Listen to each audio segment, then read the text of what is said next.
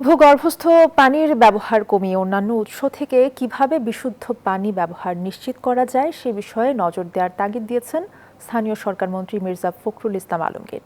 জানান, বৃষ্টির পানিকে ধরে রাখার জন্য হাতিরঝিলের পানিকে পরিশুদ্ধ করে ব্যবহার আশুলিয়ার পানি সংরক্ষণও উৎস হতে পারে। সকালে বিশ্ব পানি দিবস উপলক্ষে আয়োজিত এক সভায় এই কথা বলেন মন্ত্রী। এ সময় গভীর নলকূপের ওপর নির্ভরশীলতা মারাত্মক হুমকি জানিয়ে অতিরিক্ত ভূগর্ভস্থ পানি ব্যবহারে ঢাকা শহরের ঝুঁকি বাড়ছে বলেও জানান মন্ত্রী। ফোকাসটা থাকতে হবে যে আমরা এখন আর পর থেকে এই ভূগর্ভস্থ পানির দিকে যাব না, আমরা উপরের পানির দিকে যাব।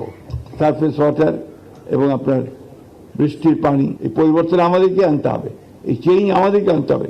আমাদের যে মানদারটা, আমাদের চিন্তা ভাবনা যে আমরা ডিপ টিউবওয়েল বসাবো আর পানি নেব, এটা বাদ দিয়ে দিই।